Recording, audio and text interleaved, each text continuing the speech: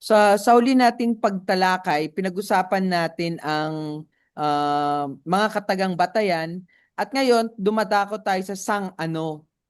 Sa puntong ito ng ating pag-aaral, lumalawak na ang tanong ng filosofiya. Hindi na naman natin tinatanong kung ano ang katotohanan o ano ang pagpapakita, yung Zosignta phenomena, o ano ang pag-unawa. Ang tanong natin ngayon ay, ano ang pangalan ng lahat ng umiiral? Paano natin tatawagin ang kabuuan ng lahat ng ating nararanasan? Siyempre, alam nyo na, sasabihin dito, meron, di ba? Sa ating Mm. pang-araw-araw na buhay, hiwa-hiwalay ang ating mga karanasan. Nakikita natin ang puno, ang tao, ang ulan, ang mga bituin, ang ating sarili. Tila magkakahiwalay silang lahat.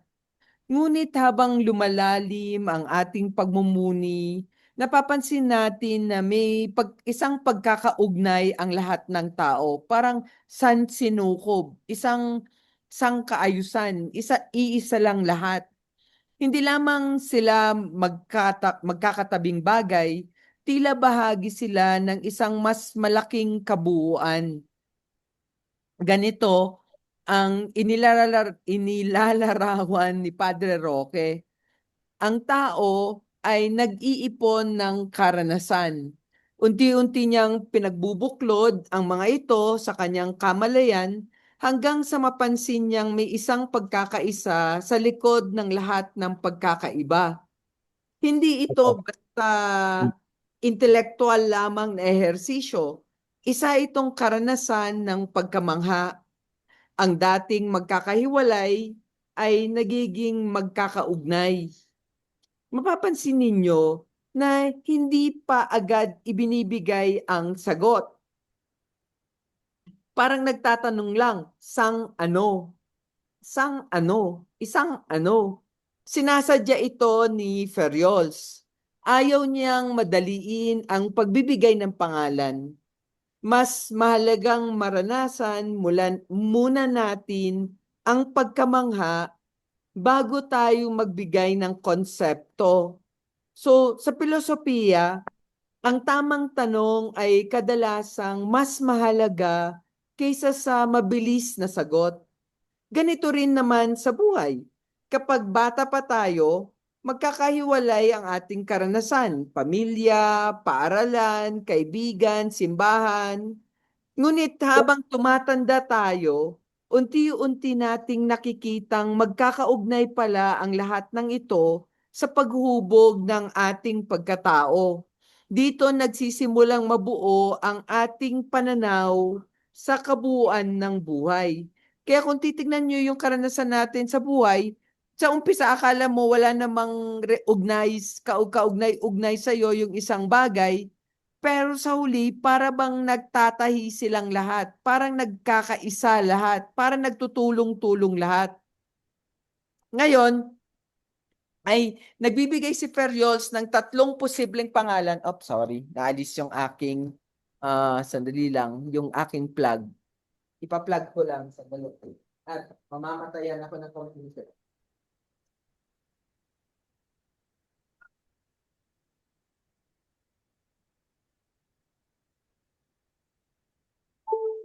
Okay. So, ngayon, nagbibigay na si Padre Roque ng tatlong posibleng pangalan sa kabuuan ng lahat ng umiiral. Hindi, tandaan nyo, hindi ito tatlong magkaibang mundo. Tatlong paraan lamang ito ng pagtingin ng iisang katotohanan. So, tingnan natin yung tatlong ito na binabanggit ni Padre Roque. Ang una ay ang sanglibutan, hindi yan sangibutan, sanglibutan yan. Dito, ang pansin ay nasa nakikitang sansinukob, di ba? Sukob, isang sukob. Ang araw, ang buwan, ang bituin, at lahat ng pisikal na umiiral. Ito ang pinakamalapit sa salitang Latin na universum, uni, pagkaisa.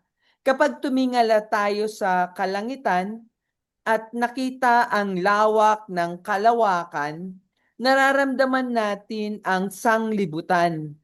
Ito ang kabuuan bilang pisikal na daigdig at dahil riyan kailangan nating bigkasin kung ano yung talagang nangyayari, no? Sandali lang pala, kailangan ko i-note yung mga, hindi ko pa kasi ito na wawasto kaya tatandaan ko na ngayon pa lang. So, sanglibutan, naging sangibutan. Ang ikalawa ay sang tinap, ba sang tinapan? Hindi naman, sandali nga. Santinupan. Santinupan. Santinupan, tama di ba? Tama ba? Mas makata at mas malapit sa karanasan. Dito, ang langit ay tila malaking bubong na sumasaklaw sa lahat. Maaring magbago ang panahon, uminit, umulan, dumilim, ngunit ang kalangitan ay nananatiling sumasakop sa ating lahat. No? Hahanapin ko na nga yung teksto para masundan natin. Kasi makikita nyo yan sa file mismo. Pag nakita nyo yung file, makikita nyo yan. Dali lang, bubuksan ko lang yung file. Sir, saan tinakpan daw po yung tama? Tinakpan. Sabi ko na nga eh. So yung una ay sanglibutan. Yung pangalawa, nasaan? Dinandaigdig ang Fisay. Dahil yung tumindig ng pagbalahibo, ang palpap, universo. Ano yung pangalawa? Saan tinakpan po? Tinakpan, tama. San tinakpan? So, tignan nyo naman kung paano nyo binago nung gumawa. San tinakpan?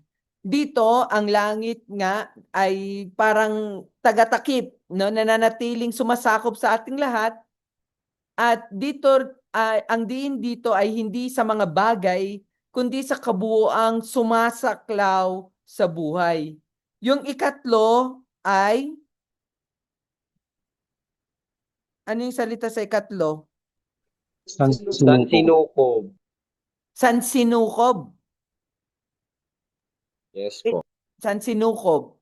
So, yung sansinukob, yun yung pinakamalalim sa tatlo.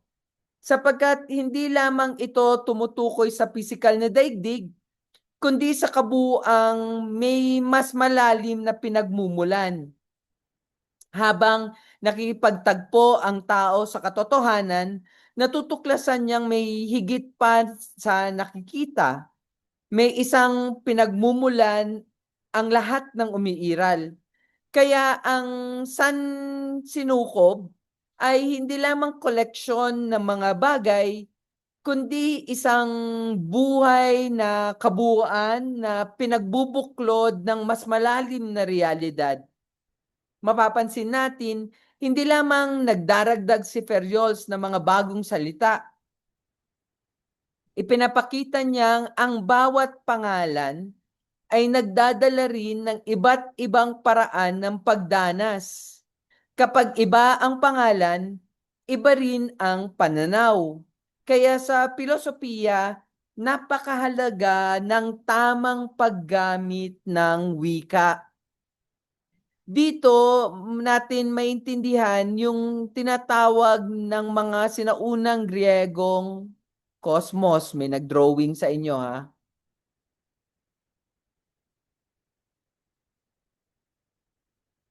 O, wag kayo nang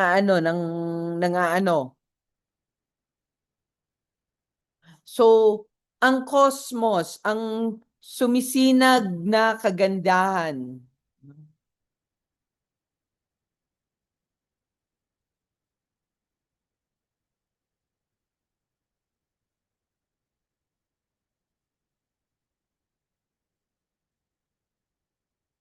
So, sansinukob, sanlibutan, So, tignan natin yung sinasabi dito ng cosmos, no? Ah, so, ngayon ay ipinapakilala naman ang isang mahalagang salitang Griego, cosmos, no? Karaniwan nating iniisip na ang cosmos ay ang simpleng universe. Ngunit para sa mga sinaunang Griego, mas malalim pa ang kahulugan nito. Ang cosmos ay isang maayos na kagandahan. Yun ang ibig sabihin ng cosmos. Sa kabila ng kaguluhan ng mundo, may nakatagong kaayusan na unti-unting nagpapakita. Sinabi ni Ferriols na kahit na maraming kaguluhan at kapangitan sa ating karanasan, may nababakas pa ring kaayusan. Ang kaayusang ito ang dahilan kung bakit may lumilitaw na kagandahan. Hindi ito kagandahang pampalamuti lamang. Ito ay kagandahang humahalina sa atin upang hanapin ang dahilan ng kaayusan. Mahalagang pansinin ang salita na kalos. Kalos na nangangahulugang maganda, ngunit may kahulugan ding nakahahalina. Parang aesthesis, di ba? Ang tunay na kagandahan ay hindi lamang nakikita, inaakit tayo nitong lumapit. Kapag nakakita tayo ng magandang musika, obra maestra, o isang taong may dakilang kabutihan, hindi lamang tayo humahanga, nais pa nating mas makilala ang pinagmulan ng kagandahang iyon. Ganyan na ganyan rin ang cosmos. Ang buong daigdig ay tila isang paanyaya. Inaanyayahan tayong huwag tumigil sa ibabaw lamang ng mga bagay, kundi na hanapin ang kaayusang nakatago sa likod ng mga ito. Kaya ang pag-aaral ng filosofiya ay hindi simpleng pagdaragdag ng impormasyon. Isa itong pagsasanay sa pagtingin sa kagandahang nakatago sa likod ng karaniwang karanasan. Kaya nga, pag ang pinag-uusapan na natin cosmos, parang nakita yata ng mga sinaunang Griego na merong malalim na kaayusan ang lahat. Parang para sa kanila, pag tinignan mo daw yung cosmos, parang nakikita mo buong-buo yung isang bagay na parang merong nahulog ang lahat sa kanilang kinalalagyan, 'di ba? At para sa mga sinaunang Griego, mahalaga 'yun kasi mukha iyon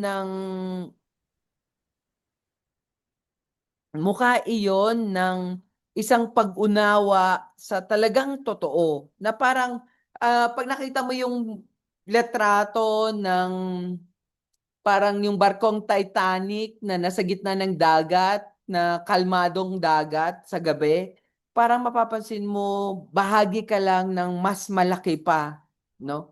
Na meron pa. Ganun yung pag-unawa ng cosmos. Pag-uunawa na meron pang mas malaking bagay.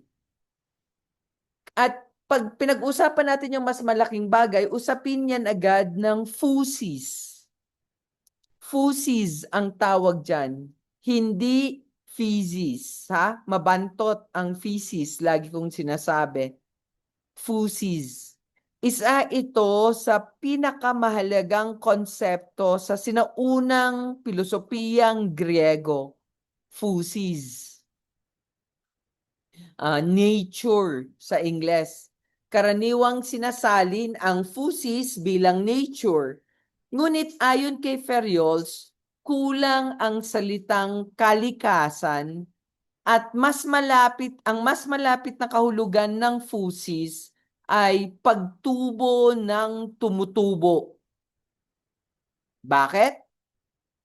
Dahil napansin ng mga Griego na ang lahat ng umiiral ay laging gumagalaw at nagbabago. Ang halaman ay tumutubo, ang bata ay nagiging matanda, ang binhi ay nagiging puno, ang panahon ay umiikot. Ngunit sa gitna ng lahat ng pagbabagong yan, nananatili pa ring iisang bagay ang kanilang pagkakakilanlan. Isipin natin ang isang punong mangga. Tuwing tuwing taon ay nalalaglag ang mga dahon nito. Sumusulpot ang bago, namumunga muli. Ang bawat bunga ay bago, ngunit mangga pa rin. May pagbabago, ngunit may pagpapatuloy. Ito yung karanasan ng fusis. Napakahalaga ng ideyang ito dahil ipinakikita na ang daigdig ay hindi patay na koleksyon lamang ng mga bagay. Ang daigdig natin buhay.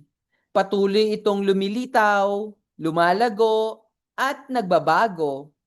Ang pag-unawa sa kalikasan ay hindi lamang pag-aaral ng mga bagay, kundi pag-unawa sa mismong pag-usbong ng buhay. Sa ganitong pananaw, ang tao ay bahagi rin ng fusis. Tayo rin ay lumalago, nagbabago, natututo, nagkakamali, at muling bumabangon. Ang ating buhay ay isang patuloy na pag-usbong. Kaya nga, laging sinasabi na merong dalawang uri ng gawain sa daigdig.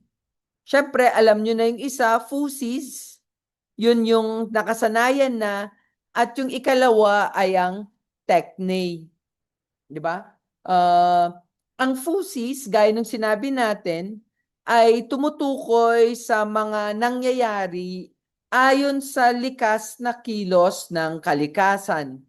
Halimbawa, ang pagtubo ng halaman, ang pag-ikot ng mga bituin, pagbuo ng sanggol sa sinapupunan, o pagtunaw ng ating sikmura habang tayo ay natutulog.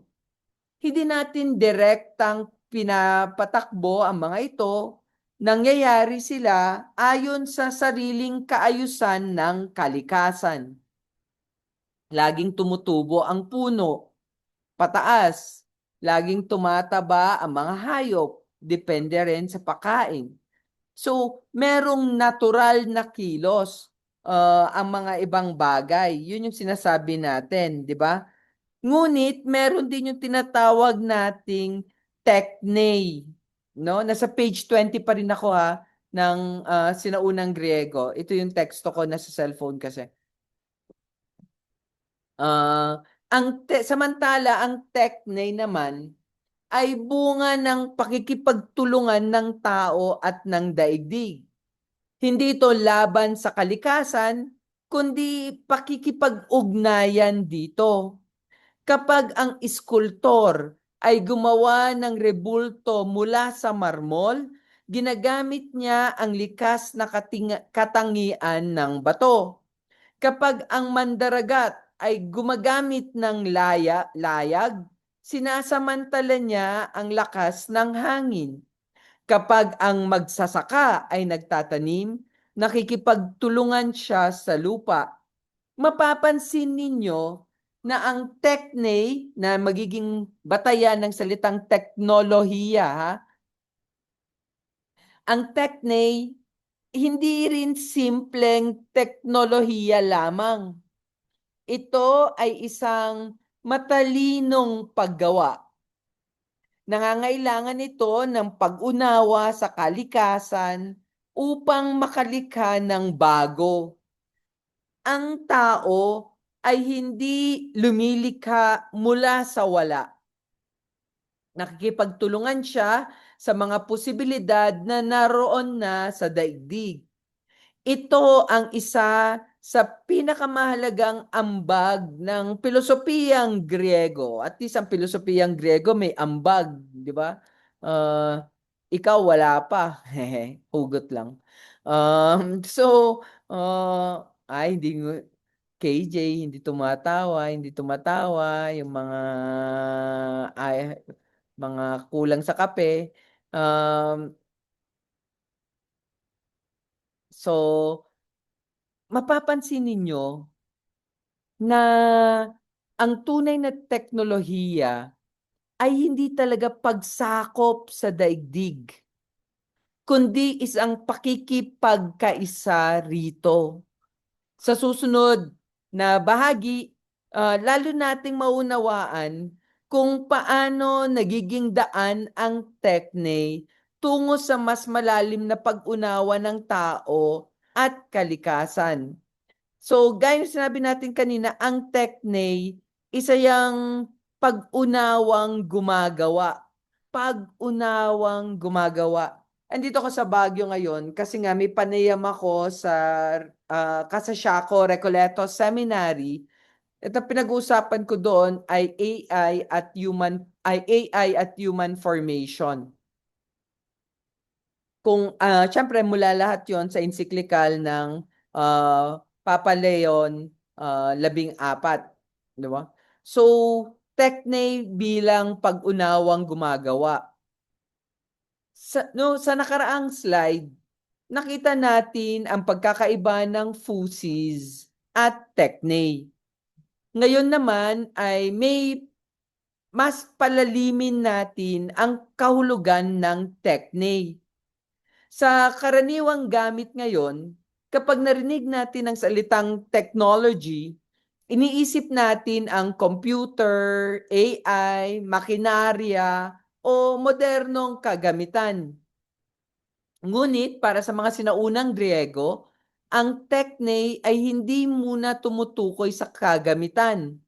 Ang pangunahing kahulugan nito ay isang pag-unawang isinasakatuparan sa paggawa. Sinasabi ni Padre Ferriols na habang gumagawa ang tao, lalo niyang nauunawaan ang daigdig. Halimbawa, ang isang iskultor ay hindi lamang basta humahagpas ng pait sa marmol. Habang hinahawakan niya ang bato, unti-unti niyang natututuhan ang tigas nito, ang hibla nito, ang limitasyon nito, at ang mga posibilidad nito maging isang obra. Ang paggawa mismo ang nagtuturo sa kanya. Ganito rin ang isang panday. Hindi siya nagiging mahusay sa pamamagitan lamang ng pagbabasa tungkol sa bakal.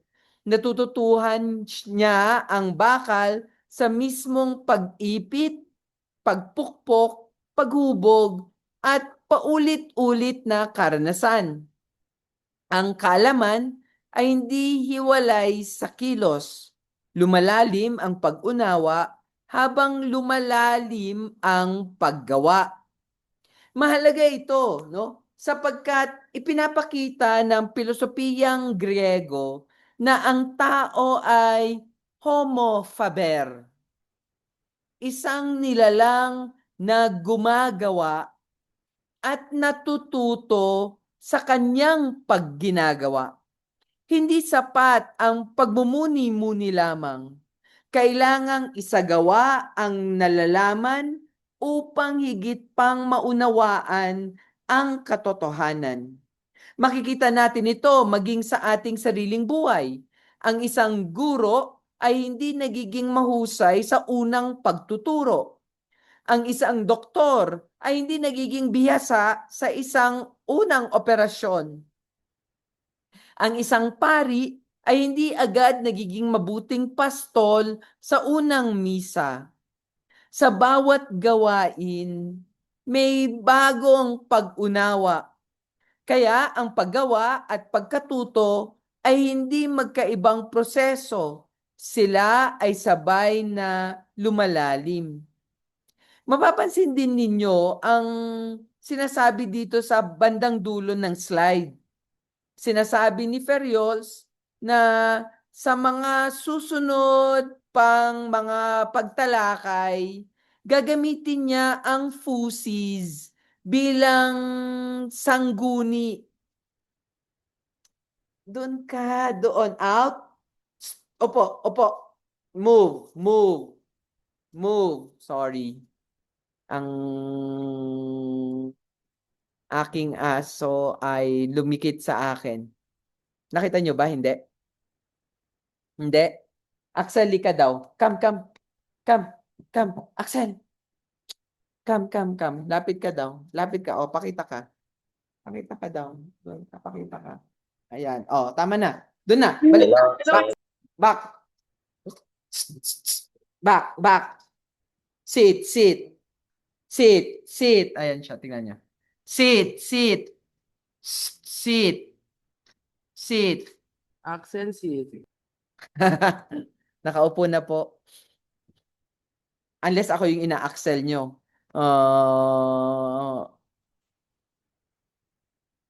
German Shepherd. German Shepherd siya. So, kaya sinasabi ni Ferriols dyan na sa mga susunod, ang fusis ay tutukuyin niya bilang katumbas ng katutubo. Na? Katutubo. Yun ang gusto niyang sabihin.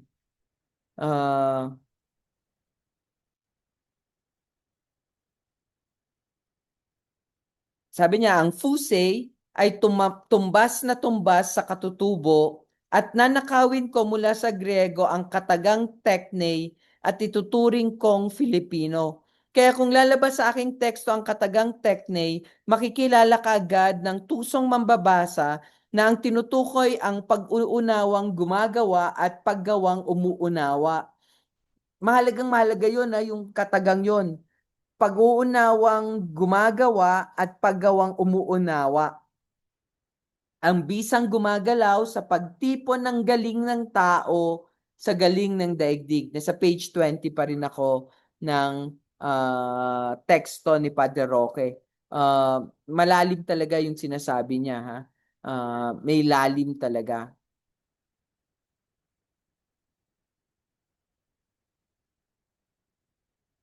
So,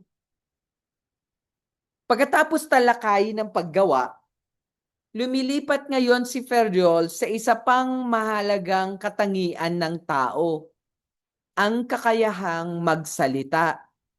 Ngunit hindi niya sinisimulan ang salita bilang gramatika o bokabularyo. Ang tanong niya ay mas malalim. Saan nagmumula ang salita? Habang nakikipagtagpo ang tao sa San Sinukob at habang gumagawa siya sa loob nito, natural lamang na magsimula siyang magsalita. Ang salita ay hindi unang lumitaw bilang hiwalay na imbestiyon. Lumitaw ito dahil may karanasan na kailangang ibahagi. May pag-unawang kailangan sabihin. Isipin natin ang unang tao na nagturo sa iba kung paano magsindi ng apoy. Hindi niya lamang ipinakita ang kilos, kailangan niyang magbigay ng mga tunog, mga pangalan, mga babala at mga paliwanag. Doon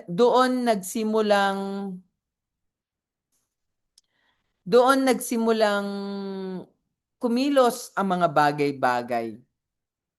Di ba?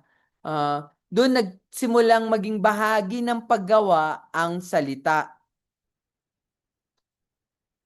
Parehas ang fisay sa fusis. Parehas yan.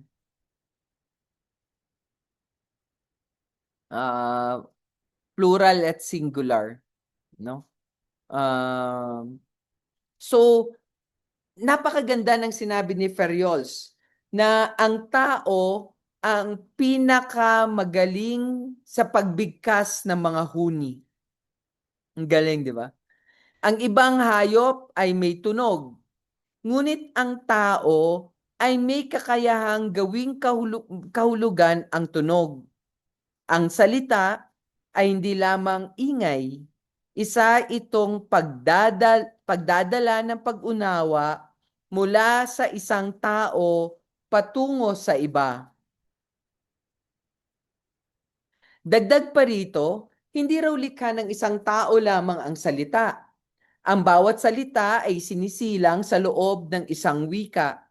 Ibig sabihin, ang ating pagsasalita ay bunga ng isang pamayanan. Bago pa tayo pinanganak, may wikang naghihintay na sa atin. Kaya kapag natuto tayong magsalita, pumapasok tayo sa isang daigdig ng kahulugan na sama-samang binuo ng ating mga ninuno.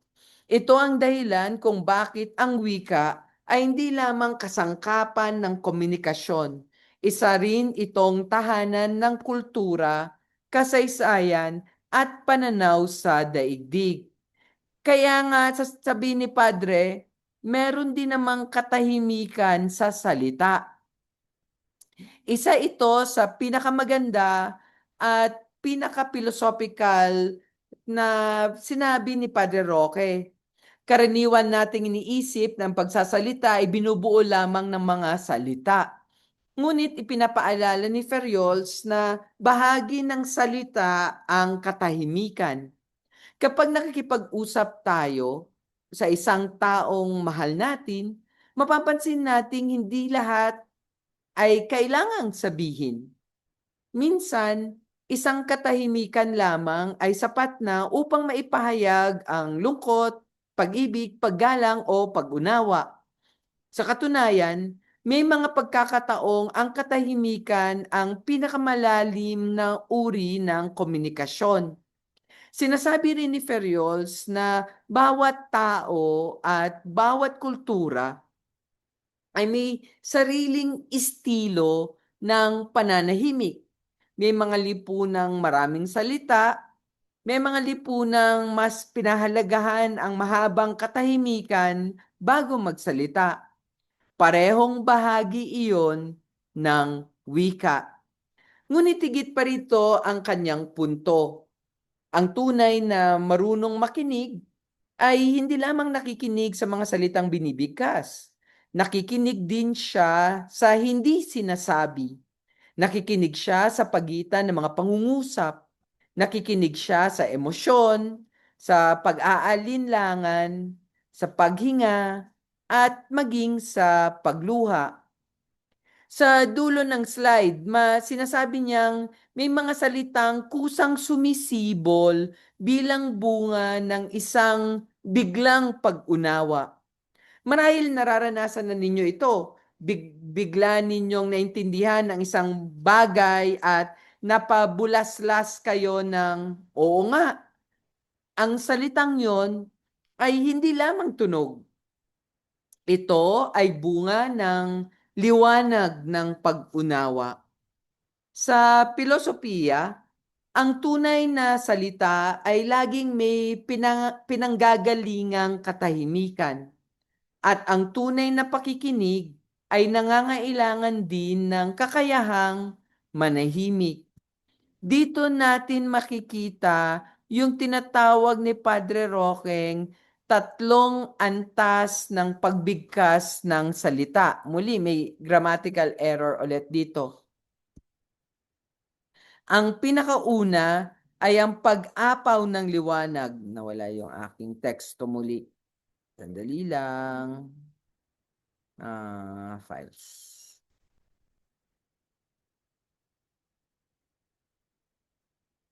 Page 20.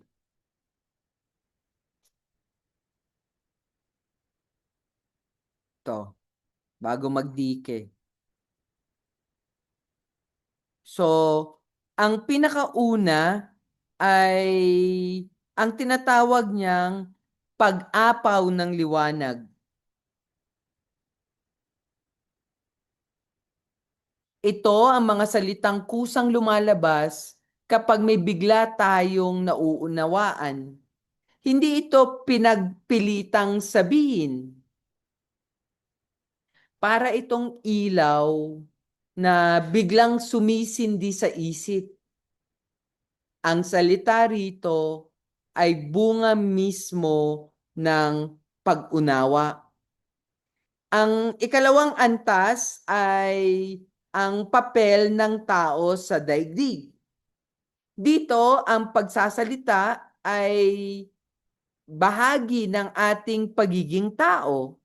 Sa pamamagitan ng salita, pinakikita natin ang ating pag-unawa sa ating papel sa mundo.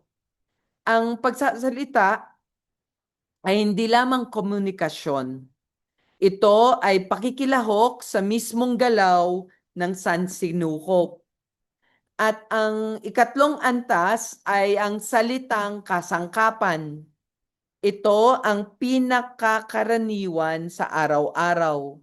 Nagsasalita tayo upang matapos ang isang gawain. Halimbawa, sa ospital, nagbibigay ng utos ang doktor. Sa barko, nagbibigay ng direksyon ang kapitan. Sa kusina, nagtutulungan ang mga nagluluto. Ang salita rito ay nagiging bahagi ng mismong paggawa.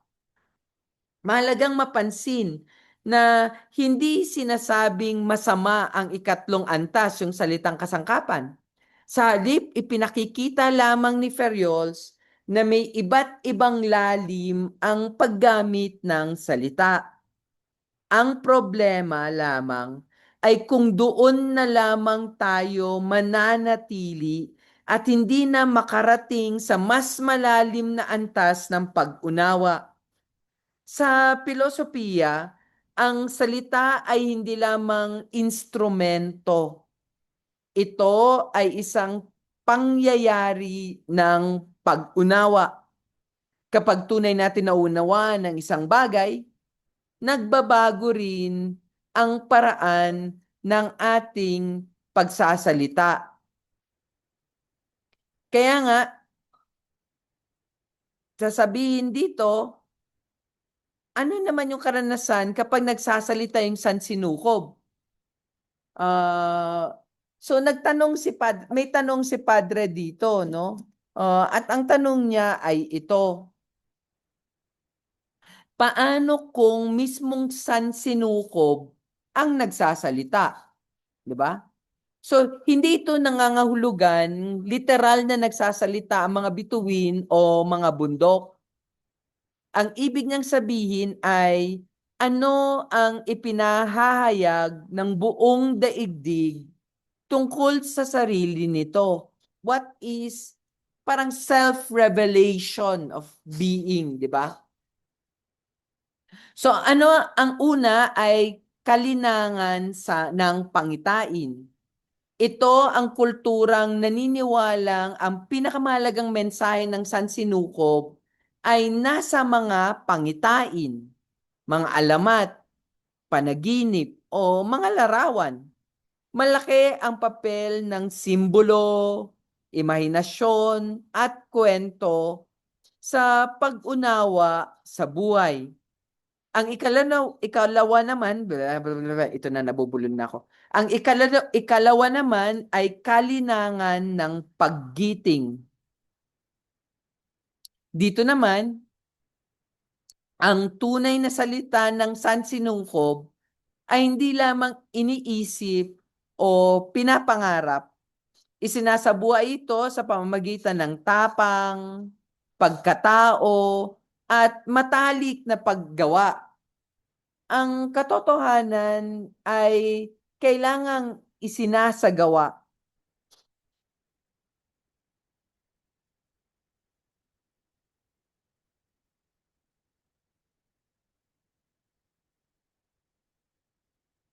Hindi lamang pinagninilayan. Hindi naman pinaglalaban ni Ferriols na isa lamang ang tama. Sa halip, pinakikita niyang iba't ibang kultura ang nagbibigay ng iba't ibang diin sa iba't ibang paraan ng pakikinig sa daigdig. May mga lipunang mas simboliko, may mga lipunang mas praktikal, ngunit sa parehong kaso ang mahalaga ay ang paniniwalang ang daigdig ay may kahulugang maaring pakinggan at nakaya itong pakinggan ng tao. Ito rin ang hamon sa atin bilang mga nag-aaral ng filosofiya. Hindi sapat ang magsalita tungkol sa katotohanan. Kailangan din nating matutong makinig sa kapwa, makinig sa kalikasan, sa kasaysayan, at maging sa katahimikan. Sapagkat ang tunay na pilosopo ay hindi lamang mahusay magsalita. Siya ay marunong ding makinig sa sinasabi ng mismong sansinukob. Kaya dito mo makikita yung mga katagang na uugnay sa salita. Sa bahaging ito nung tekstong sinaunang Griego, nais ni Padre Ferriols na maging mas maingat tayo sa paggamit sa wika. Sa pang-araw-araw na usapan, madalas nating gamitin na parang magkakapareho ang mga salitang kataga, salita, sabi, wika, at bigkas. Karaniwan, hindi naman nagkakaroon ng problema sapagkat naiintindihan pa rin ng tao kung tayo'y nag-uusap. Ngunit sa filosofiya, ang maliit na pagkakaibang ito ay napakahalaga. Ang bawat salita ay nagdadala ng isang natatanging paraan ng pagdanas sa katotohanan. Una, ang kataga. Ang kataga ay isang salitang maaaring matagpuan sa diksyonaryo. Isa itong purong huni o tanda na may tiyak na kahulugan. Halimbawa, kapag sinabi nating puno, ang katagang iyon ay tumutukoy sa isang uri ng umiiral na bagay. Ang kataga ay parang isang susi. Ang katagang iyon ay tumutukoy sa isang uri ng posibilidad ng pag-unawa. Ngunit kailangan pa itong gamitin sa tunay na karanasan upang maging makabuhuluhan. Ikalawa, ang salita. Mas malalim ito kaysa sa kataga, no? Hindi lamang ito nakasulat sa diksyonaryo, ang salita ay gumagalaw sa mismong kakayahan nating umunawa at makipag-unawaan. Kapag sinabi nating nagsasalita na ang bata, hindi lamang ibig sabihin ay nakakabigkas na siya ng mga tunog. Ang ibig sabihin ng nagsisimula na siyang pumasok, ang ibig sabihin nun ay nagsisimula na siyang pumasok sa mundo ng pag-unawa at pakikipagkapwa. Ang salita ay tanda ng pag-usbong ng tao bilang nilalang na may kamalayan. Ikatlo ay ang sabi.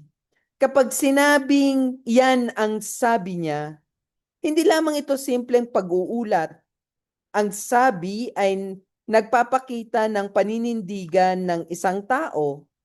Ipinahayag nito ang kanyang isip, damdamin at pasya tungkol sa isang mahalagang bagay. Kaya ang sabi ay hindi lamang impormasyon, ito ay pagpapahayag ng sarili. Mapapansin ninyo na sa simpleng pagsusuri pa lamang ng mga salitang ito, ipinapakita na ni Ferriols na ang wika ay hindi basta instrumento ng komunikasyon.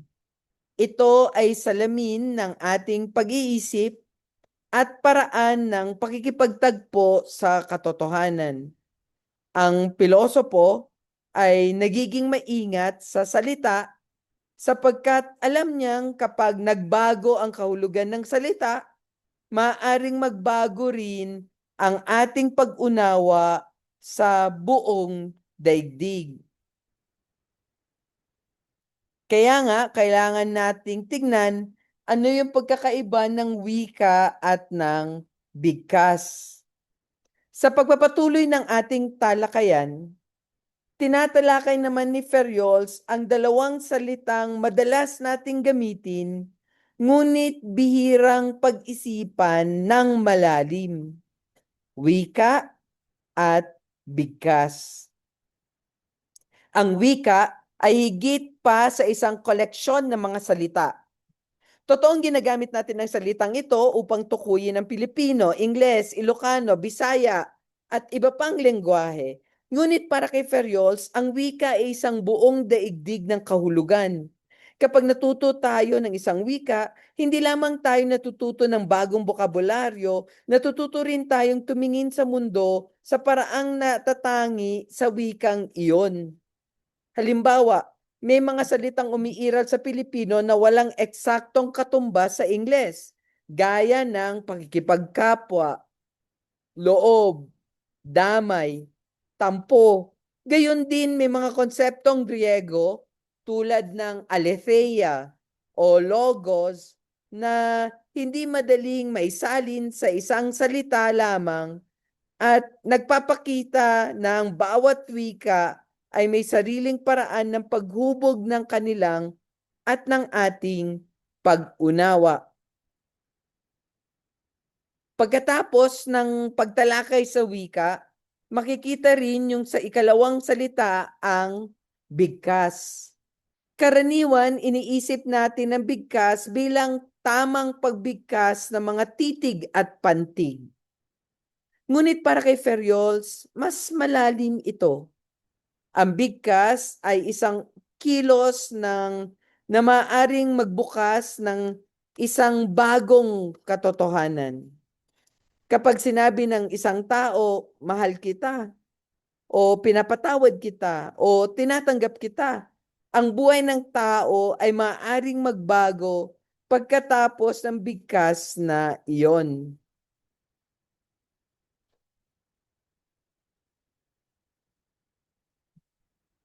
Nag-microslip ako bigla. Sa madaling salita, may mga salitang hindi lamang naglalarawan ng realidad. Lumilikha sila ng bagong realidad. Ang isang pangako, isang sumpaan, isang panata, o isang pagpapahayag ng pag-ibig ay hindi lamang impormasyon. Isa itong pangyayaring nagbabago sa ugnayan ng tao o ng mga tao. Kaya sa filosofiya, ang wika at ang bigkas ay may pananagutan. Hindi lamang natin ginagamit ang salita rin ang humuhubog sa ating pagkatao at sa ating mga relasyon.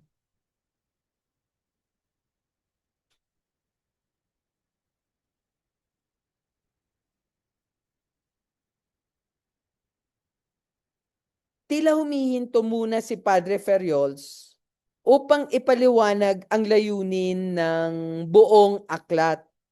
Mahalaga ito sapagkat maaaring itanong ng isang mag-aaral, bakit natin kailangan pag-aralan ang mga sinaunang salitang ito? Siguro yun din yung tanong nyo. Bakit hindi na lang ako mag-Platon o hindi na lang ako agad mag-Aristoteles o Socrates? Ang sagot niya ay napakasimple, ngunit napakalalim. Hindi niya isinulat ang aklat upang lamang ipaliwanag ang kahulugan ng mga salitang Griego. Ang layunin niya ay buhayin sa ating kamalayan ang sinaunang paraan ng pagbigkas at pagdanas sa mga katagang ito. Ibig sabihin, hindi sapat na malaman natin ang logos ay pagtipon o aletheia ay pagka hindi nakakubli. Kung mananatili lamang tayo ang mga ito bilang definisyon, hindi pa natin tunay na nauunawaan ang mga ito. Kailangang maranasan natin ang mismong paraan ng pagtingin na pinagmulan ng mga salitang iyon. Ito ang dahilan kung bakit paulit-ulit na binibigyan diin ni Ferriols ang karanasan. Ang filosofiya ay hindi simpleng pagsasaulo ng mga konsepto lamang. Isa itong pagbabago ng paraan ng pagtingin sa katotohanan. Kaya kapag nagbago ang ating paraan ng pagtanaw, nagbabago rin ang ating pamumuhay. Sa huli, ipinakikita na ang pag-aaral ng mga kataga ay hindi pagbabalik sa nakaraan, isa itong pagsasanay upang mas lumalim ang ating kasalukuyang pag-unawa sa tao, sa daigdig, at sa katotohanan. Tignan natin yung salitang epos.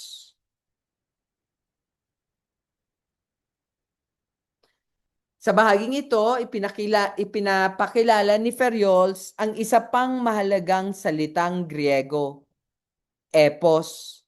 Karaniwang sinasalin ang epos bilang epic o epikong tula. Ngunit muli, hindi lamang isang uri ng panitikan. Ang literal na paglalarawan ni Ferriols ay napakaganda. Salitang lumilipad. Binanggit niya ang isang taludtod mula kay Homer, Ketmin Phoneas Epea Forowenta Froseida. Bumigkas siya ng salitang lumilipad. Ang larawan ay napakaganda. Kapag nagsasalita ang tao, ang kanyang mga salita ay tila lumilipad mula sa kanyang bibig patungo sa iba. Hindi na siya maaring bawiin sapagkat naglalakbay sila at nakaaabot sila sa ibang tao at nagiiwan ng bakas ng kanilang isip at puso.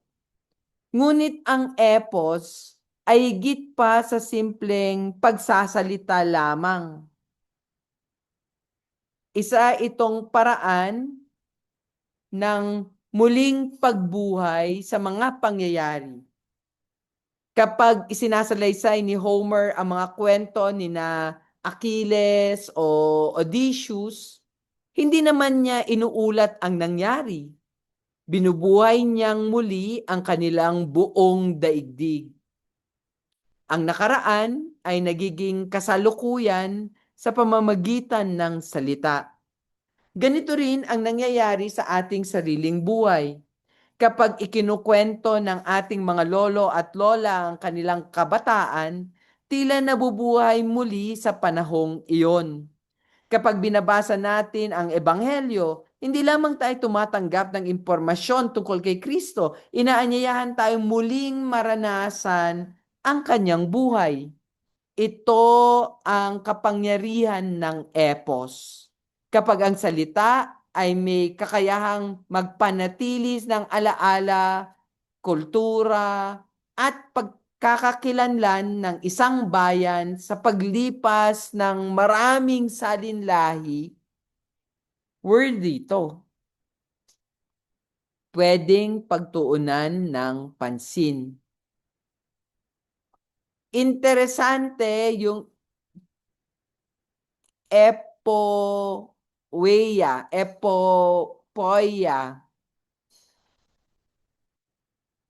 muling pagbubuhay. Epopoia. Ipinapakilala ni Padre Ferriols ang isa pang salita, epopoia, ang tawag ng mga Griego sa mga dakilang epiko gaya ng Iliad at Odyssey. Mapapansin ninyo na ang diin ay wala sa mismong aklat. Ang diin ay nasa muling pagbibigay buhay. Ang epopoia ay hindi lamang pagsasalaysay ng isang lumipas na pangyayari, Ito ay isang buhay na tradisyon na paulit-ulit na isinasabuhay ng bawat salinlahi. Napakagandang paglalarawan ni Ferriols. Sinasabi niyang tila may sariling buhay ang mga salitang ito. Matagal nang wala sina Achilles, Hector, Odysseus, wala pa rin ang mga unang bumigkas ng kanilang kwento. Ngunit nananatiling buhay ang kanilang daigdig sapagkat patuloy na may mga taong bumibigkas ng kanilang mga salaysay. Ito ang kapangyarihan ng tradisyon. Hindi ito simpleng pag-iingat ng lumang impormasyon. Ang tradisyon ay buhay sapagkat may mga taong patuloy na nagsasalita, nakikinig, at nagsasabuhay nito. Bilang mga seminarista at mag-aaral ng filosofiya, napakalapit nito sa ating karanasan. Ganito rin ang nangyayari sa banal na kasulatan at sa tradisyon ng simbahan. Ang salita ng Diyos ay nananatiling buhay hindi lamang dahil nakasulat ito sa Biblia, kundi dahil patuloy itong ipinahayag, pinagninilayan at isinasabuhay sa bawat henerasyon. Sa pagtatapos nito, makikita nating unti-unting lumalalim ang pagtatalakay ni Ferriol sa salita. Nagsimula tayo sa simpleng pagkakaiba ng kataga, salita, sabi, wika at bigkas, at pagkatapos ay nakita natin ang kapangyarihan ng salita bilang lumilipad na epos at bilang epopoia na nagbibigay buhay sa buong kasaysayan. Sa mga susunod, dadalhin tayo sa paglalakbay nito sa pinakamahalagang konsepto ng pilosopiyang Griego, ang logos. Ang logos bilang pagtipon ng pag-unawa. Tingnan natin ang logos bilang pagtipon. Sa puntong ito ng ating paglalakbay, narating natin marahil ang pinakakilalang salita sa pilosopiyang Griego, ang logos. Marami na marahil sa inyo ang nakakinig ng salitang ito, lalo na sa Ebanghelyo ni San Juan. Sa simula pa'y naroon na ang salita. Ngunit bago ito naging mahalagang konsepto sa Kristyanismo, meron na itong napakalalim na kahulugan sa pilosopiyang Griego. Tapusin ko lang to. Karaniwan nating sinasalin ang logos bilang salita, dahilan, katwiran, o isip. Ngunit ayon kay Ferriols, hindi pa sapat ang alinman sa mga saling ito. Kapag binalikan natin ang ugat ng salita, makikita natin ang logos ay nagmumula sa log o leg na nangahulugang magtipon. Napakahalaga ng pagbabagong ito ng pananaw. Ang pag-iisip ay hindi simpleng pagdaragdag ng impormasyon. Ang tunay na pag-unawa ay pag-iipon. Pinagtitipon natin ang mga hiwa-hiwalay na karanasan, mga pangyayari, mga ideya, at mga katotohanan hanggang sa mabuo ang isang makabuluhang kabuuan. Halimbawa, isipin ninyo ang isang doktor na sinusuri ang isang pasyente. Hindi sapat na tingnan lamang ang lagnat. Kailangan niyang tipunin ang kasaysayan ng sakit, resulta ng laboratorio, sintomas, edad, gamot, at iba pang datos. Ang diagnosis ay bunga ng logos, isang pagtipon ng maraming magkakaugnay na katotohanan. Ganito rin sa filosofiya. Hindi tayo agad nagbibigay ng konklusyon. Pinagtitipon muna natin ang mga karanasan. Habang lumalawak ang ating nakikita, unti-unti ring lumalalim ang ating pag-unawa. Mahalaga ring pansinin na ang logos ay hindi lamang nasa isip ng tao. Isa itong paraan ng pakikipagtagpo. Pakikipagtagpo sa mismong kaayusan ng daigdig. Ang isip ng tao ay nagtitipon sapagkat ang realidad mismo ay may pagkakaugnay-ugnay. Kung magulo ang daigdig, walang magiging logos. Ngunit dahil may kaayusan ang meron, posibleng ang tunay na pag-unawa ay maganap.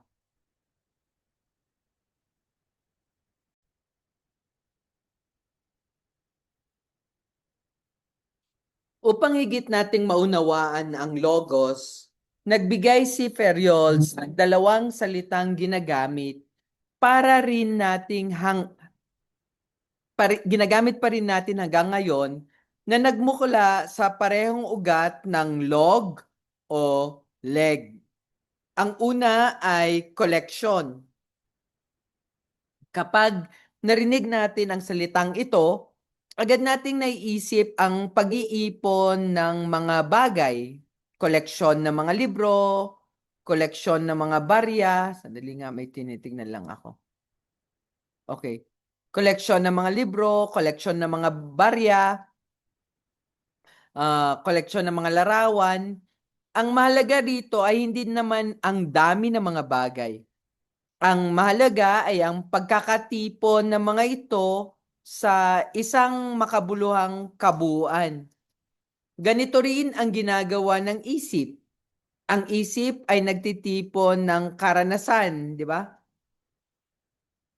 Hindi hiwa-hiwalay ang ating pag-unawa o pagbubuklod.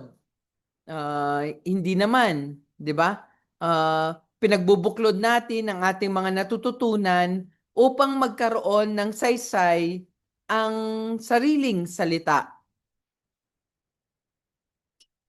Ang ating buhay. Ang ikalawang halimbawa ay antolohiya. Ang salitang ito ay mula sa dalawang salitang Griego, antos, na nangangahulugang bulaklak, at logia na nangangahulugang katipunan. Kaya ang antolohiya ay literal na katipunan ng mga bulaklak. Napakagandang larawan ito sa tingin ko. Ang isang antolohiya ng mga tula ay hindi basta pinagsama-samang mga akda. Pinipili ang pinakamaganda o pinakamagaganda. Kaya nga, magigets nyo kung bakit yung Little Flower of St. Francis, antolohiya yun. Di ba? Mga bulaklak. Di ba? Pinipili ang pinakamagaganda at pagkatapos ay pinagbubuklod upang makalikha ng isang bagong kabuuan. Ang bawat tula ay may sariling kagandahan. Ngunit kapag pinagsama-sama, nagkakaroon ng mas malalim na kahulugan. Ito rin ang ginagawa ng logos sa ating pag-iisip. Pinag-uugnay nito ang iba't ibang karanasan upang makabuo ng isang mas malawak na pag-unawa. Kaya ang tunay na edukasyon ay hindi lamang pagdaragdag ng impormasyon. Ito ay pagbuo ng mga ugnayan sa pagitan ng mga natututunan. Tingnan natin yung logos salitang logos sa Odyssey. Ipinapakita ni Ferriols kung paano ginagamit mismo ng mga sinaunang Griego ang salitang logos sa kanilang panitikan. Binanggit niya ang isang taludtod mula sa Odyssey ay de malakosi kay patiloy si Logos. Ang mahalagang punto rito ay hindi ang eksaktong pagsasali ng bawat salita, kundi ang paraan ng paggamit sa Logos. Mapapansin natin na ang Logos dito ay hindi lamang nangangahulugang salita. Ang Logos ay isang proseso ng pangangatwiran. Ito ang pagbuo ng isang makatwirang paliwanag na may kakayahang makahikayat ng iba. Halimbawa, kapag may dalawang taong nagtatalo, hindi sapat ang pagsigaw o pagtaas ng boses. Ang tunay na logos ay ang maayos na paglalatag ng mga dahilan. Pinagtitipon ang mga katibayan, iniuugnay ang mga ito, at pagkatapos ay inihaharap sa kausap. Napapanahon ito sa ating panahon ng social media. Madalas, mabilis tayong magbigay ng opinyon nang hindi muna nagtitipon ng sapat na impormasyon. Nagiging emosyonal ang usapan kaysa lohikal. Ang logos ay paalala na ang mabuting pag-iisip ay nangangailangan ng tiyaga sa pangangalap, pagsusuri, at pag-uugnay ng mga katotohanan. Sa madaling salita, ang logos ay hindi lamang pagsasalita. Ito ay isang disiplinadong paraan ng pag-iisip na naghahanap ng katotohanan sa pamamagitan ng maayos na pangangatwiran. JR, yung cube eyes ko nga. Thank you. So, tingnan natin ang logos bilang proseso ng pag-unawa. Kailan ko pa kasing i-ice compress ang aking muka sapagkat nararamdaman ko pa ang pagdudugo sa aking bibig.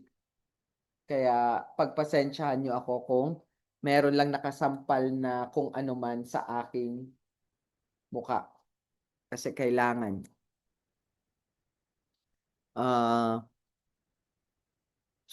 Dito, buod na inilalarawan ni Ferriols ang buong galaw ng logos.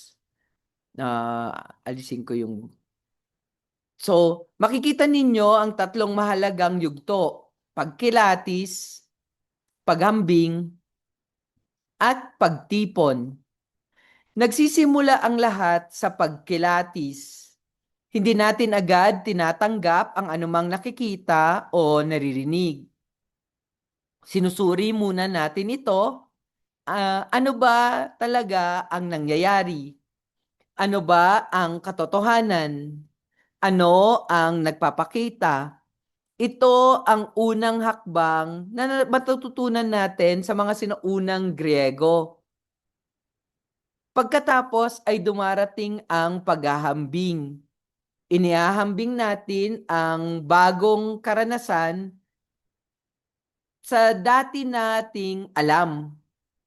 Ano ang pagkakatulad? Ano ang pagkakaiba? Ano ang maaaring ipaliwanag ng bawat isa? Dito nagsisimulang mabuo ang mas malalim na pag-unawa. Sa huli ay ang pagtipon. Hindi na hiwa-hiwalay ang ating kaalaman. Nabubuo na ang isang kabuuang larawan. Tinatawag yan ni Ferrios na paglologos, hindi paglologas, ha? Ang mismong proseso ng paglalabas ng pag-unawa mula sa dati nitong pagkakakubli. Napakagandang isipin na ang pag-unawa ay parang pagsikat ng araw. Unti-unti nitong nililiwanagan ang dating madilim. Hindi agad lumilitaw ang buong katotohanan, Isa itong dahang-dahang proseso ng pagliwanag. Ganito rin naman talaga ang tunay na edukasyon. Hindi tayo nag-aaral upang makasaulo lamang ng mga datos. Nag-aaral tayo upang matutong magtipon ng mga karanasan at unti-unting makita ang mas malawak na kahulugan ng ating pinag-aaralan.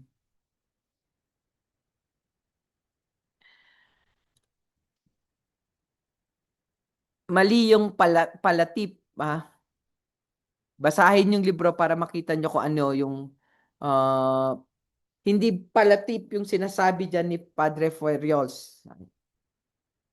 Sandali, balikan natin ulit yung libro. Pero kayo na maghanap sa libro, ha? Doon sa pagtalakay ng logos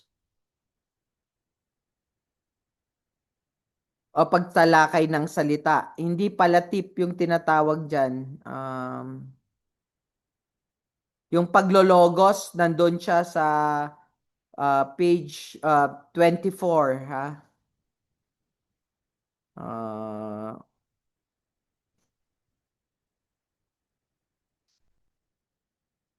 Nandun ako sa page 24 na yan.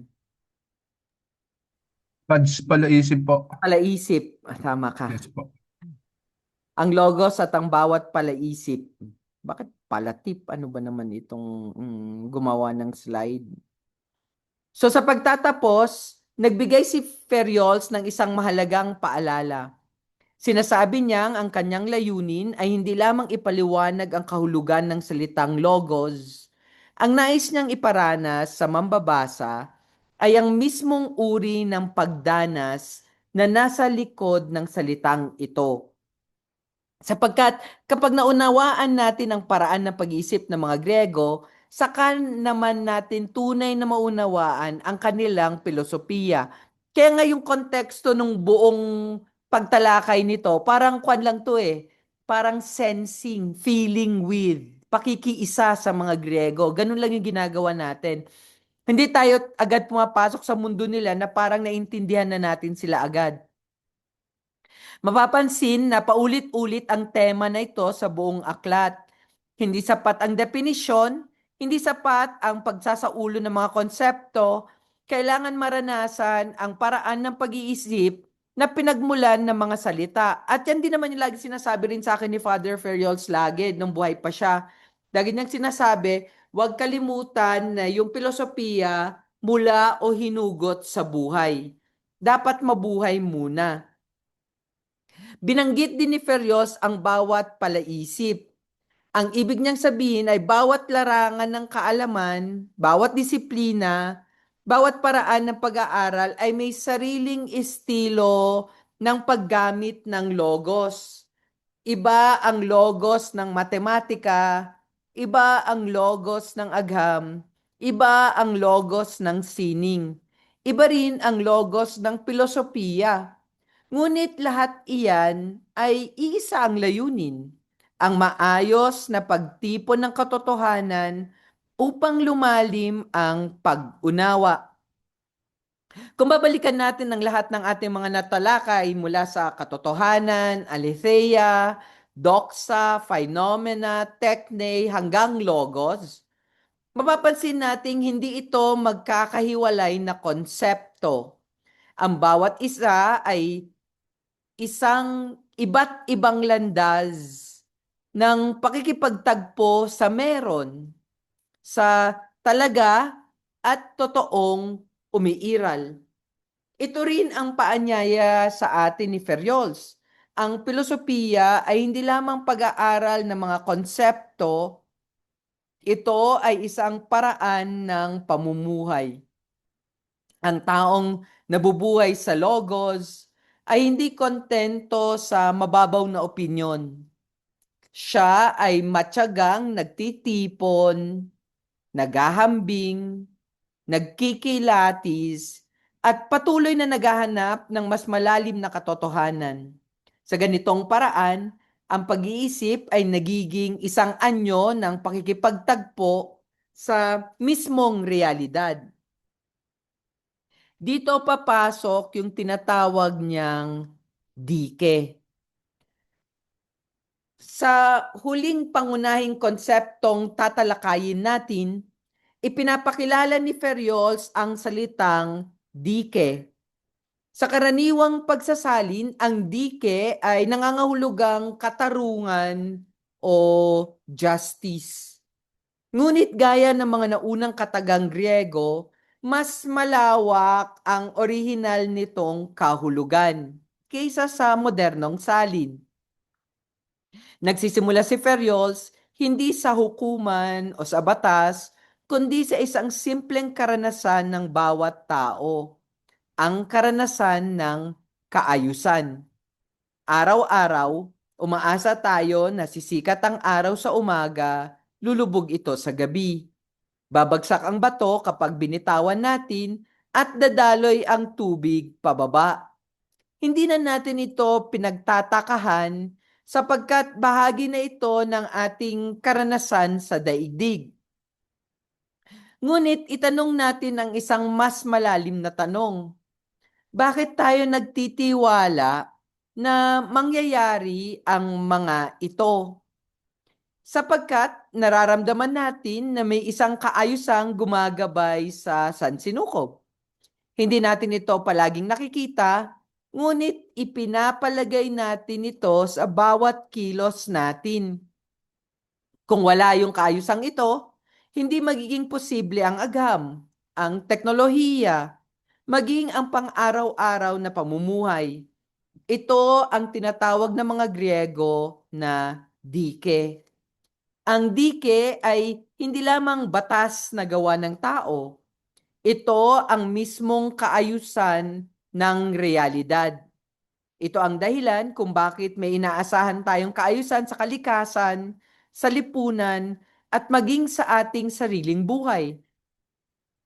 Napakahalaga nito sa filosofiya.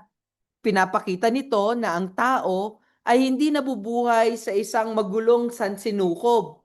Nabubuhay tayo sa isang mundong may kaayusan na maaaring maunawaan at pakitunguhan ng may paggalang. Sa ating panahon, madalas nating marinig ang salitang rule of law o natural law. Ang ugat ng mga konseptong ito ay matatagpuan sa karanasang inilalarawan ng dike, ang paniniwalang may umiiral na kaayusan na hindi lamang likha ng tao, kundi nakaugat sa mismong realidad. Kaya nga dapat natin maintindihan kung ano ang dike sa kalikasan at sa tao. Di ba? Magkakaiba yan. Ngayon, ipinapakita ni Ferriols na ang dike ay hindi lamang matatagpuan sa isang bahagi ng buhay. Ito ay makikita sa kalikasan, sa mga bagay, at sa tao. Una ay ang dike ng kalikasan. Kapag humihip ang hangin sa layag ng barko, may tiyak itong epekto. Kapag umulan, nababasa ang lupa. Kapag tumama ang apoy sa kahoy, nasusunog ito. Ang lahat ng ito ay hindi nangyayari ng basta-basta. May kaayusang sinusunod ang kalikasan. Ikalawa, dike sa kalikasan ng bawat bagay. Ang buto ng mangga ay magiging puno ng mangga, hindi puno ng nyog. Ang alak ay nakalalasing. Ang apoy ay mainit. Ang bawat bagay ay may sariling katangian na dapat igalang. Hindi natin maaaring baguhin ang kanilang likas na pagkatao sa pamamagitan lamang ng ating kagustuhan. Pagkatapos ay dumarating tayo sa dike ng tao. Dito nagiging moral ang usapan. Hindi na lamang ito tungkol sa kung ano ang nangyayari sa kalikasan, kundi kung ano ang nararapat gawin ng tao. Nararapat na tuparin ang pangako. Nararapat na maging tapat sa kapwa. Nararapat na huwag mandaya sa timbangan o sa sukatan. Ang mga ito ay hindi lamang kagandahang asal, para sa mga Griego, bahagi rin sila ng kaayusan ng sansinukob. Napakalalim ng implikasyon nito. Ang moralidad ay hindi lamang listahan ng mga utos.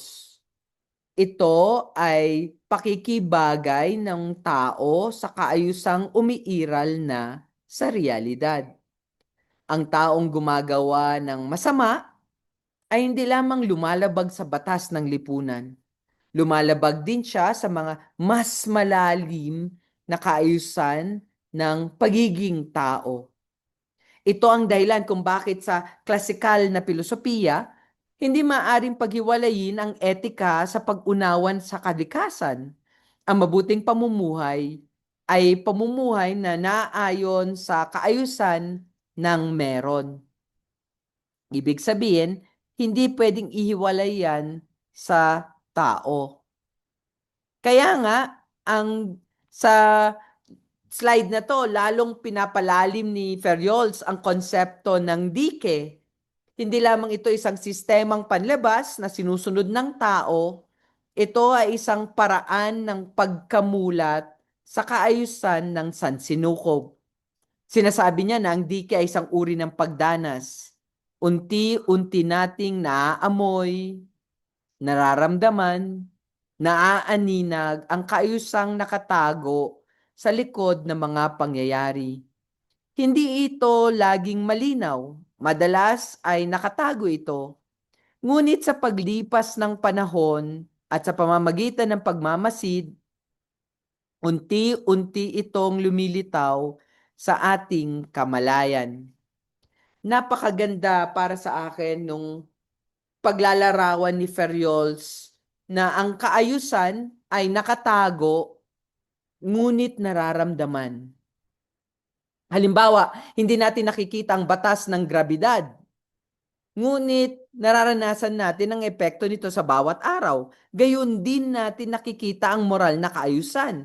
Ngunit nararamdaman natin ang pagkakaiba ng tama at mali, ng katapatan at pandaraya. Binibigyang diin din dito na ang kaayusang ito ay ibang-iba ang anyo depende sa umiiral. Iba ang kaayusan ng bato, iba ang kaayusan ng halaman, ibang hayop, iba ang higit na iba ang tao. Hindi maaring sukatin ang lahat gamit ang iisang pamantayan lamang, sapagkat bawat uri ng umiiral ay may sariling paraan ng pagiging. Ito ang isang mahalagang paanyaya sa atin. Ang pag-unawa ay hindi nangangahulugang pagpilit sa lahat na maging pare-pareho. Ang tunay na pag-unawa ay paggalang sa natatanging kaayusan ng bawat umiiral. Kaya nga pwede nating balikan ulit yung kataga, di ba? Ano ba yung dike na yan? Di ba? Narito na tayo sa bunga ng lahat ng naunang talakayan tungkol sa dike. Dito, pinakikita ni Ferriols kung paano nagiging katarungan ang kaayusan kapag ang tao ang pinag-uusapan. Para sa mga sinaunang Grego, ang katarungan ay hindi simpleng pagsunod sa batas ng pamahalaan. Ang tunay na katarungan ay ang pagtugon ng tao sa tawag ng kaayusang nasa loob mismo ng sansinukob. Napakahalaga ng isang pangungusap dito. Kailangang gumawa ang tao ng talagangang mangyari. Ibig sabihin, ang katarungan ay hindi otomatikong pangyayari. Hindi sapat na alam natin ang tama. Kailangang isabuhay natin to. Halimbawa, alam nating mali ang pandaraya, ngunit ang kaalaman lamang ay hindi katarungan. Nagiging katarungan lamang ito kapag pinili nating maging tapat. Alam nating mahalaga ang paggalang sa dignidad ng tao, ngunit nagiging tunay lamang ito kapag aktwal nating iginagalang ang ating kapwa. Ito ang dahilan kung bakit para sa mga Griego, ang paglabag sa katarungan ay hindi lamang kasalanan laban sa ibang tao. Isa rin itong paglabag sa kaayusan ng buong sansinukob. Ang taong gumagawa ng masama ay hindi lamang sumisira sa lipunan, sinisira niya ang pagkakatugma ng kanyang sarili sa realidad. Napakalawak ng implikasyon nito para sa etika, batas, politika, at maging sa pananampalataya. Ang tunay na katarungan ay hindi simpleng usaping legal. Isa itong paraan ng pakikibagay ng tao sa pinakamalalim na kaayusan ng meron. Tignan natin yung 5 kataga na pinagmunihan natin.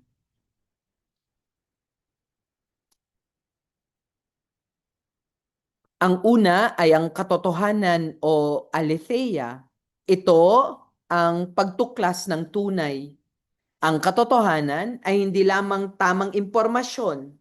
Ito ang unti-unting paglabas ng meron mula sa pagkakakubli tungo sa liwanag.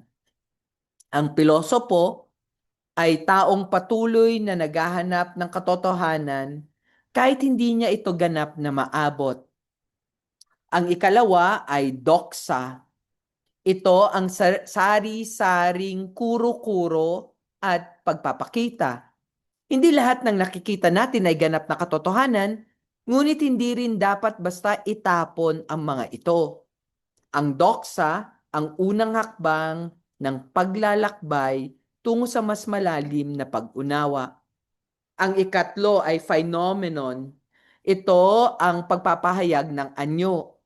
Ang mga bagay ay nagpapakita ng kanilang sari-sariling iba't ibang paraan. Ang tungkulin natin ay matutong kilalanin at iligtas ang mga pagpapakitang ito bago bumuo ng anumang teorya. Ang ikaapat ay logos. Ito ang maayos na paglalahad at pagtitipon ng pag-unawa. Ang logos ang nag-uugnay sa iba't ibang karanasan upang mabuo ang isang makatwirang kabuuan. Dito umuusbong ang tunay na pangangatwiran. At ang ikalima ay dike. Ito ang batas o kaayusan ng kalikasan at ng buhay. Ito ang nagpapaalala sa atin ng katotohanan na hindi lamang dapat malaman, kundi dapat ding isabuhay sa pamamagitan ng katarungan. Sa pagtatapos ng 5 katagang ito, malinaw na ang layunin ni Ferriols ay hindi lamang magbigay ng mga bagong termino. Nais niyang baguhin ang ating paraan ng pagtingin sa daigdig. Ang bawat kataga ay isang daan ng pamumuhay. Kapag pinagsama-sama natin ang 5 ito, mabubuo ang larawan ng filosofiya bilang isang patuloy na paghahanap sa meron, sa talagang umiiral, sa talagang totoo, at sa talagang nararapat na isabuhay. Tignan natin yung ugnayan ng mga katagang batayan na to. Nagtatapos ang paglalakbay ni Padre Ferriol sa pamamagitan ng isang napakahalagang paalala. Ang bawat kataga ay hindi isang magkahiwalay na konsepto.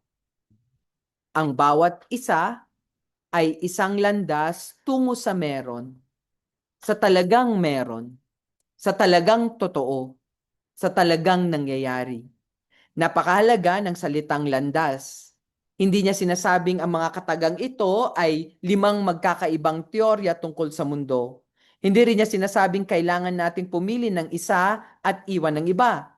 Ang ibig niya sabihin ay ang bawat kataga ay isang daang ng paglapit sa isang realidad. Halimbawa, maaari nating lapitan ng katotohanan sa pamamagitan ng aletheia, ang unti-unting paglabas ng meron mula sa pagkakakubli. Maaari natin itong lapitan sa pamamagitan ng logos, ang maingat na pagtitipon ng mga karanasan upang magkaroon ng pag-unawa. Maaari rin natin itong lapitan sa pamamagitan ng doxa, sa pag-aaral ng iba't ibang antas ng pagpapakita. Maaari rin natin tingnan ang phenomenon, ang paraan ng pagpapakita ng mga bagay, at maaari nating maunawaan ng dike ang kaayusang nagpapatakbo sa buong sansinukob. Parang isang bundok ang katotohanan. Maraming landas patungo sa tuktok. Magkakaiba ang kanilang simula, ngunit iisa ang kanilang tinutungo.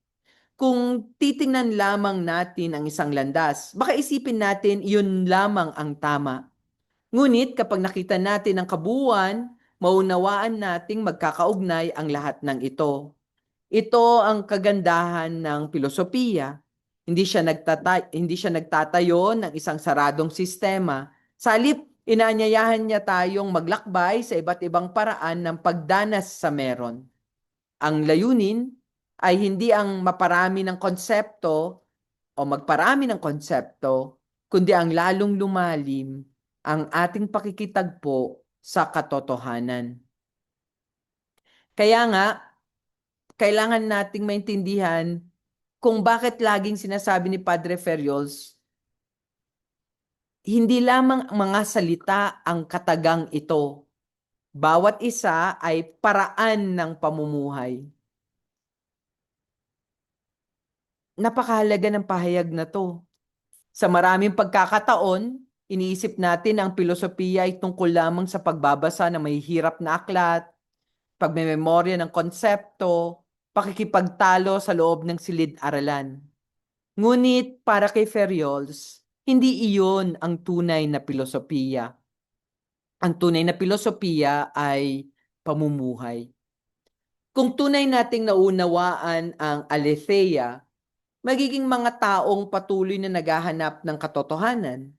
Kung tunay nating naunawaan ng logos, magiging maingat tayo sa ating pag-iisip at pangangatwiran. Kung tunay nating naunawaan ng dike, magiging makatarungan tayo sa ating pakikitungo sa kapwa.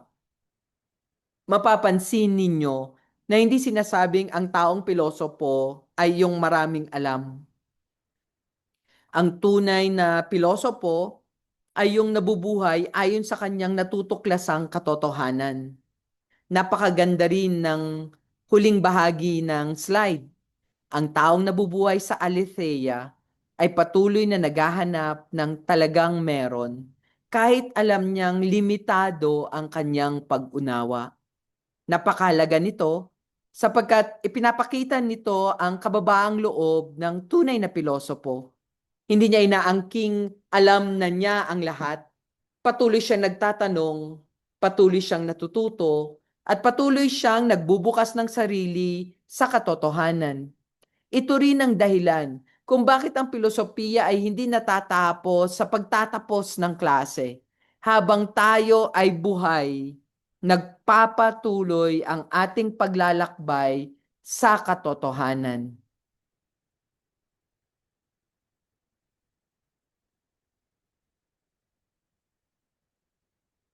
Nagbabalik ngayon si Ferriols sa isa sa mga pinakaunang ideyang tinalakay natin, ang pagtataka. Muli niyang binanggit ang sinabi ni Socrates sa Theaetetos ni Platon. Pinakatanging katangian ng pilosopo ang pagtataka. Yan lamang ang siyang mapagmumulan ng pamimilosopiya. Napakaganda ng pagkakasara ng aklat sa puntong ito. Nagsimula tayo sa pagtataka at ngayon ay bumabalik tayo rito. Ipinakikita nito ang filosofiya ay paraang isang paikot na paglalakbay. Habang mas marami tayong natututunan, lalo rin tayong natututong magtaka. Sa ating panahon, madalas nating isipin na ang pagtataka ay tanda ng kakulangan sa kaalaman. Nahihiya tayong magtanong sapagkat baka isipin ng iba na hindi tayo marunong. Ngunit para kay Socrates at kay Ferriols, kabaliktaran ang totoo. Ang taong hindi na nagtatanong, ang siyang tumigil na sa pagkatuto. Kapag tumitingin tayo sa kalangitan at nagtatanong kung bakit may mga bituin, nagsisimula ang agam. Kapag nagtatanong tayo kung bakit may mabuti at masama, nagsisimula ang etika.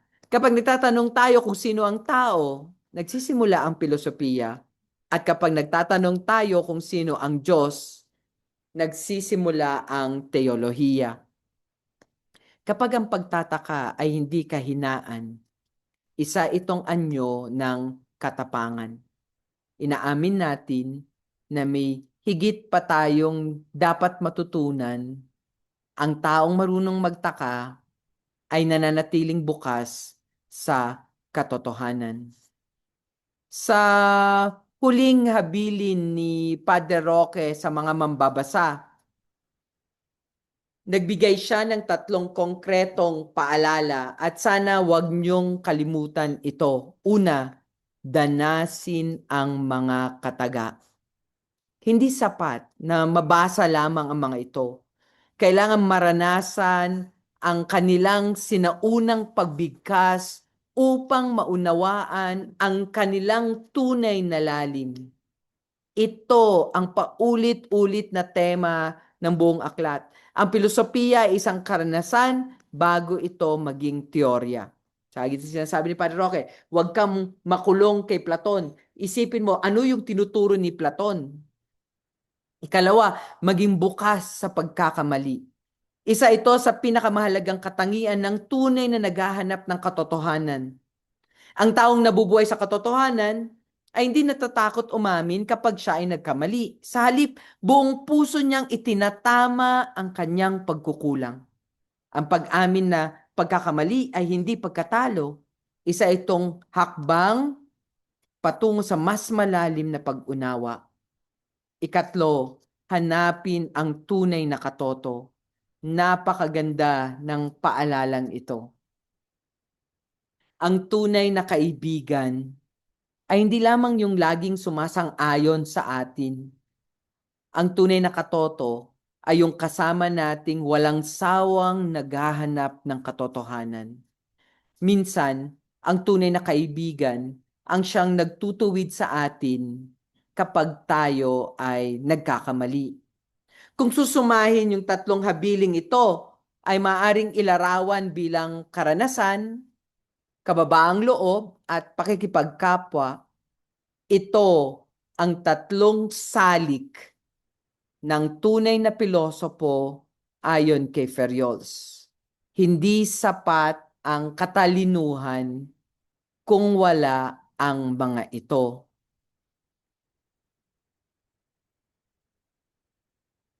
Narating na natin ang pinakahuli slide sa ating pag-aaral. Ang pamagat nito ay napakasimple, ngunit siyang bumubuo ng buong bahaging ito ang talagang meron. Mula sa unang pahina hanggang sa huli, iisa lamang ang hinahanap ni Padre Ferriols, ang meron. Ang tunay na umiiral. Hindi siya nagmula sa mga abstraktong teorya, nagsimula siya sa karanasan ng tao. Mula roon ay ipinakita niya ang iba't ibang landas ng paglapit sa katotohanan. Muling binubuo ang 4 na pangunahing katagang Griego. Ang aletheia ay ang katotohanan bilang paglabas mula sa pagkakakubli tungo sa liwanag. Ang doxa ay ang iba't ibang antas ng pagpapakita ng meron. Ang logos ay ang pagtipon at pagbabahagi ng pag-unawa. At ang dike ay ang kaayusang bumabalot sa buong sansinukob. Kapag pinagsama-sama natin ang 4 na to, makikita nating inilalarawan niya ang buong paglalakbay ng tao. Ang katotohanan ay nagpapakita ng sarili. Tinatanggap natin ang pagpapakitang yon, pinag-iisipan natin ito sa pamamagitan ng logos, at sa huli, isinasabuhay natin ito ayon sa kaayusan ng dike. Ito ang dahilan kung bakit ang filosofiya ni Ferriols ay hindi lamang isang akademikong proyekto. Isa itong paanyaya sa isang paraan ng pamumuhay. Ang tunay na pilosopo, hindi lamang naghahanap ng tamang definisyon. Hinahanap niya ang talagang meron. At kapag natagpuan niya to, hinahayaan niyang baguhin nito ang kanyang buhay. sa pagtatapos. Maaaring ang pinakamalagang tanong ay hindi na ano ang ibig sabihin ng aletheia, ano ang logos, ano ang dike. Ang mas mahalagang tanong ay paano ko isasabuhay at patuloy na paghahanap sa talagang meron. Kung dala na natin ang tanong na yan, masasabi natin nagsimula na tayong mabuhay bilang mga pilosopo. At sa tingin ko, yan talaga dahilan kung bakit natin pinag-aaralan ang lahat ng to.